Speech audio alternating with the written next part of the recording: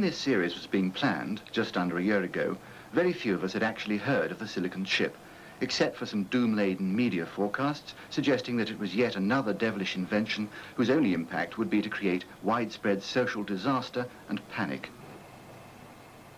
Dr. Christopher Evans, who died just before we completed these films, was a leading figure in world computer technology.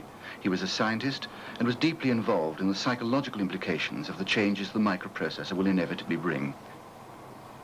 He felt passionately that this second industrial revolution will ultimately lead to a more affluent society, but more important, that it will create a climate of far greater social awareness, where in the future, mankind, freed from the drudgery of mass-producing goods, will begin to learn more about his world and its people. In this, the last program, 4 people centrally involved with the computer revolution will discuss some of these issues. We hope the points they raise reflect those you may have questioned on seeing these films.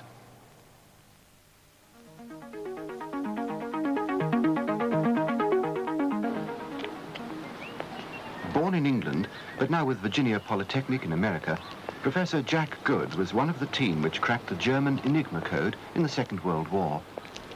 A world figure in large-scale digital computer design, he originated the concept of the ultra-intelligent machine, which he feels will eventually cope with every intellectual activity as well as any human being.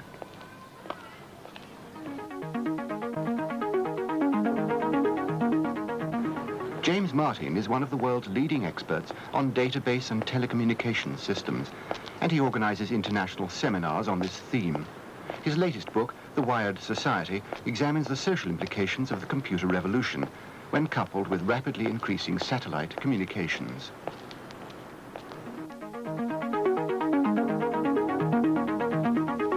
With a strong economic background, Barry Sherman has co-authored several books with Clive Jenkins on the effects the computer revolution will have on our patterns of work. He's the Director of Research at the Association of Scientific, Technical and Managerial Staffs in London.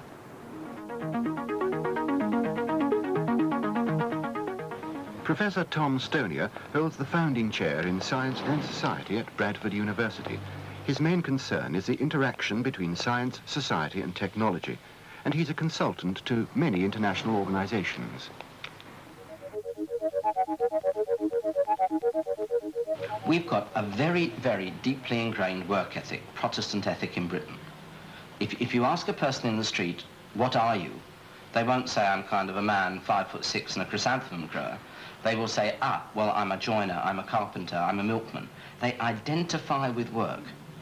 There is an identity in a job. So when people become unemployed and don't work, they tend to lose their identity.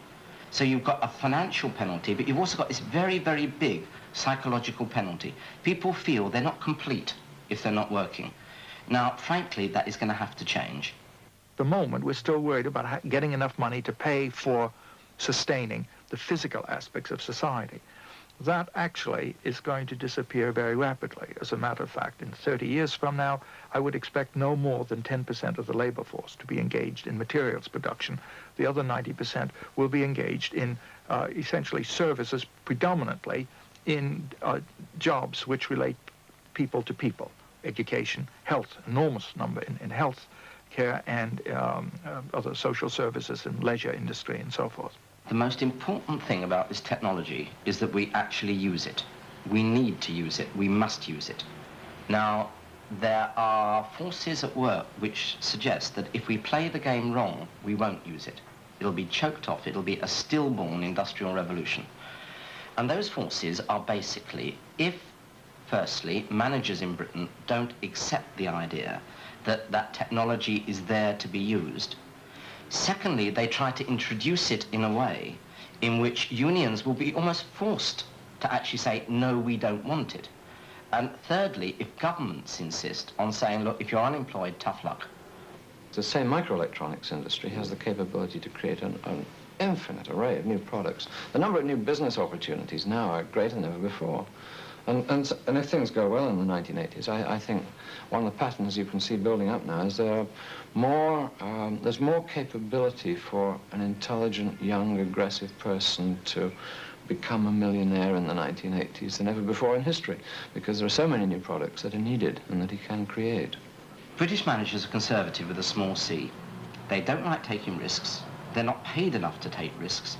And frankly, even if they do take a risk and it succeeds, the senior management get all the credit. And if they take a risk and it fails, rather unlike America or Germany or France or Japan, if it fails, they get the boot. So it doesn't pay them to actually take the risk, to bring in a new product, to bring in a new component, to bring in a new process. So the first thing we've got to do is actually make managers take those sort of decisions. The rate at which we create new jobs, in my opinion, is going to depend upon the number of entrepreneurs in society. And so absolutely the worst thing that a country could do is to drive out its entrepreneurs. And as you look around the world today, as I travel the globe today, it's quite clear to me that some countries have been driving out their entrepreneurs. And that is very dangerous socially for the 1980s. Within the next 5 years, we should see the working week down to a minimum of 38 hours standard. And hopefully also with some sort of bar on overtime as well. And it won't only be Britain, it'll be almost every single West European country doing the same thing at the same time. Within 10 years, I would think that would be down to 35 or less hours. And certainly within 15, 20 years, that will need to be down to something like 21, 20 hours. Very low. Also, we shouldn't really think in terms of hours. We should think in terms of trips to work, which is the number of days that you work a week, not the number of hours. So people will be going for 3-day weeks, 2-day weeks, 5-day weekends. That'll be the answer.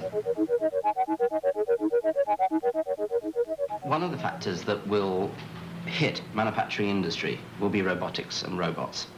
Clearly, they are capable of doing a lot of the ordinary routine work that people working in factories do now. They're being introduced in almost every country in the world, almost with the exception of Britain. They will have an impact, certainly on some of the skilled trades like welders, that will decimate that particular trade. But then it's never been the most interesting job. And if robots just do the drudgery type jobs, then providing we have the rest of our system geared to the people being either unemployed or working less time, they must again be a very good thing. We are now beginning to see real robots working in industry. And I think there's going to be a mass market for robots in the 1980s. You look at the robot welding machines, for example, you compare the rate at which a car body gets welded in the Toyota factory in Japan with the rate at which it gets welded in the typical factory in Britain. And the difference is quite phenomenal. And you've got the mail boy, the robot mail boy in Citibank over here delivering the mail, wandering its way down the corridors. And you've got the robots in the nuclear power stations. So there is quite a bit of use of robots now, but nevertheless, the technology of the instrumentation, the sensors, the visual perception, these technologies have got to get much better before we can build really versatile robots. Of course, there is a kind of fear or a hope that robots will eventually be able to do all the manual work and even all the uninteresting clerical work that people do. So there is a possibility that the amount of work that men will have to do on the average may be reduced to an hour a week, for example. This is very pleasant if only we know how to use our leisure time, but at the same time it is also dangerous, I think. We don't know whether we'll be able to use our leisure time wisely. We don't know whether the machines that control the robots might find that humans are dispensable. Just as the major economic activity of the agrarian era was to produce food, the major activity of the mechanical era was to produce manufactured goods. The major economic activity is going to be to fulfill psychic needs, and we will create a much more humanistic society because basically all the hard work that needed to be done to keep our bodies alive will be done by the robots and the machines. The difficulty is knowing how we can best get from here to there. As a biologist, I've often wondered if there was a period in this part of the universe when life didn't exist, and it's only about 3 billion years old, is it the ultimate in the evolution of the universe, or may something follow it? And if something does follow it, what would it be? And my intuition tells me it would be intelligence, as different from life as life is from inanimate matter. I mentioned the notion of an ultra-intelligent machine, and I suppose I should define it. It is a machine which can perform the intellectual activity of any man as well as any man. One effect of ultra-intelligent machines, in my opinion, would be very rapid advances in medicine. The cure of cancer, you might say, how can a machine carry out experiments? Well, of course, the machine doesn't have to carry out experiments. It can say what experiments ought to be done. It can analyze all the data. It can take it all in. The ordinary man simply cannot possibly take in all the research that's being done on cancer. For example, a child, say, age 10 now, in 50 years' time, will be much healthier if there are advances in science and in medical science and in nutrition than a man of 60 is, the average man of 60 is now. And the advances in medicine in 50 years, even without the ultra-intelligent machine, may be so great that his expectation of life would already be decades more than they are now. But that puts him into almost a century ahead. A century of scientific medical advances by the UIM should presumably easily extend his life, shall we say, another 50 years, and so on. I mean, there's really no reason why that person should ever die except by accident, as far as I can see.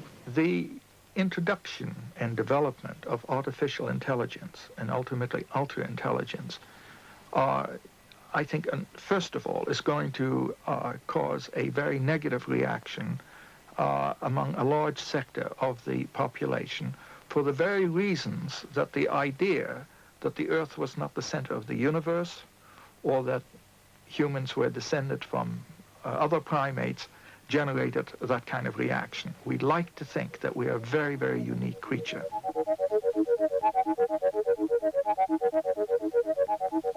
Education is going to be the #1 industry of the next century. There's no question in my mind of that. Of course, I mean by education not merely schools and universities. I mean television. I mean any group of people that make a living transmitting information from one group to another group. That's education. Now, education is going to be the #1 industry because it's so desperately needed in society, but also because it becomes relatively cheap.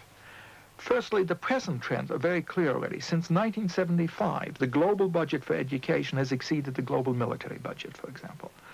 We're going to see a continued expansion of that, but with the cheap information devices, both in terms of storage and retrieval, we're going to see a whole new kind of education, and it'll be really fun. We have the capability now to get superlative education into the home. We have the ability to create all manner of new job opportunities. You've got these millions of people converging on Manhattan every day in those awful trains. Now, I used to live 50 miles away from here and commuted for an hour and a half and then for an hour and a half back each evening. Now, what a waste of life that is. And there's simply no need. You look at these big skyscrapers here, big insurance companies, and what do people do when they come to those buildings? Well, they use the telephone, they talk to people, they use typewriters, they hold meetings. In fact, absolutely everything they could do in their little village 100 miles away, providing that the office which they walk to or bicycle to in that village has got a satellite antenna on the roof or an appropriate high-capacity link of the type that we're now building. One of the advantages of computers, especially computers in the home, is simply for education. If it is easy and playful, so to speak, to acquire information by pressing buttons, that would encourage many children, especially those who'd already been using the computer for playing games, to acquire information from a central information store. If the computer has a reasonable degree of intelligence so that it can answer questions as well as ask them, then of course you have something in the nature of a teacher which the child would have good rapport towards. Some children, I think, are hard to educate simply because they cannot get rapport with an adult. The home environment will be unprecedented in the information. It'll make owning books or you know, an encyclopedia as outdated as now owning a Victorian slate to scratch on. That rich information environment will be a source of great stimulation and of great joy. However, we must recognize that the transition period is going to be very difficult.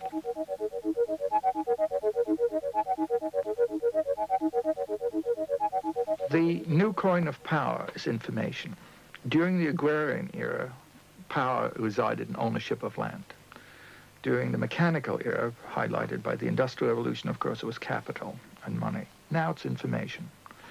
But there's some very interesting features of information. For one thing, the old equations don't hold. If I give you half the land, I've got half left. If I give you half my money, I've got half left. But if I give you half my information, I still have the information left.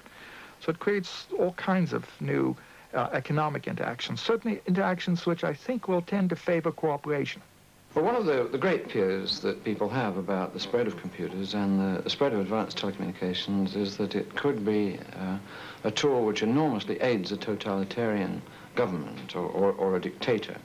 You can just imagine the appalling things that a Hitler could do with the technology which we have today. And so this is one of the very real fears. Now, totalitarian societies tend to be scared of too much communications. And if you look at the totalitarian societies, you find that most of the communications goes from the center to the periphery in the society. And the periphery doesn't have much lateral communications. In fact, at the beginning of this decade, I believe it was true that the number of telephones per person in Russia was less than the number of telephones per person in Fiji. I think that the importance of communication is shown rather dramatically by the possibility of the leaders of governments, especially, being able to become friends with the leaders of other governments. They could communicate so well, assuming that, for example, that mechanical translation was available, and so immediately, that they might become as friendly with the leader of another government as they were with the people in their own country, rather like the way that political marriages were arranged over the course of history. There is perhaps, strangely, one kind of sunny ray on the horizon, and that is the European Economic Community, of which I am not noted to be the most fervent supporter. But the Commission themselves have actually realized there is a problem, and they are producing documents to try and work out what the future will be for Europe, not based on the traditional patterns, not based on the traditional political patterns, not based on the traditional heavy industries, but based on a new form of industry, a new form of knowledge-based industry.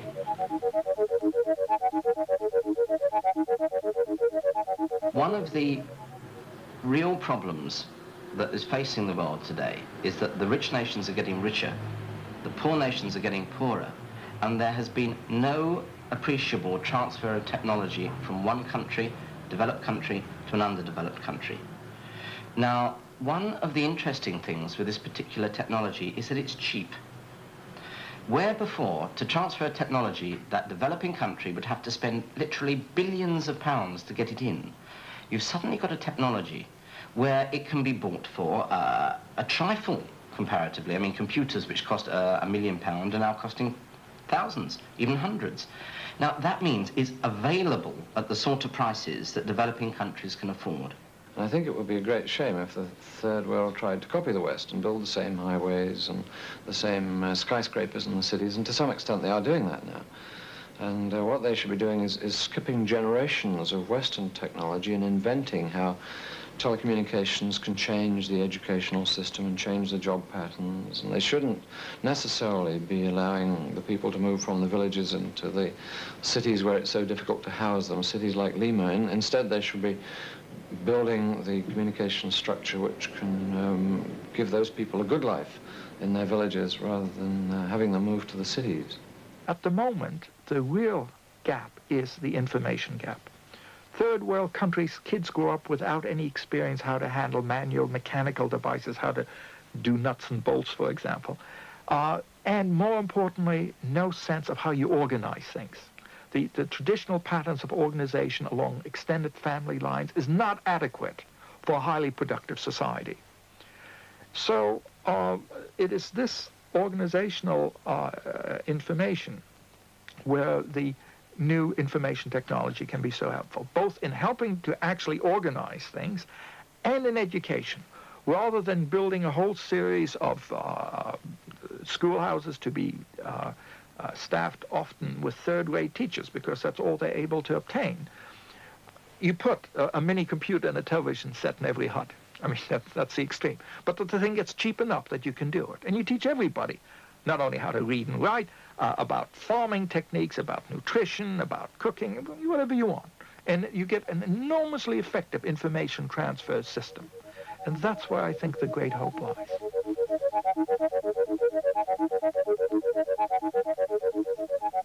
This technology sharpens our conflicts.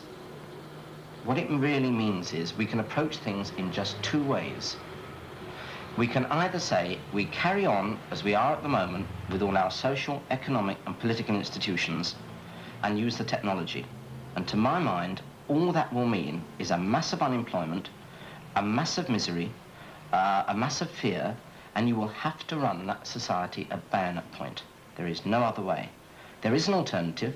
The alternative is to take a humane way out, to negotiate, to treat the unemployed, if there are unemployed, as human beings, to actually reduce the amount of work and increase the amount of leisure, to give a better life for us, our children and our grandchildren, by actually redistributing the fruits of this technology.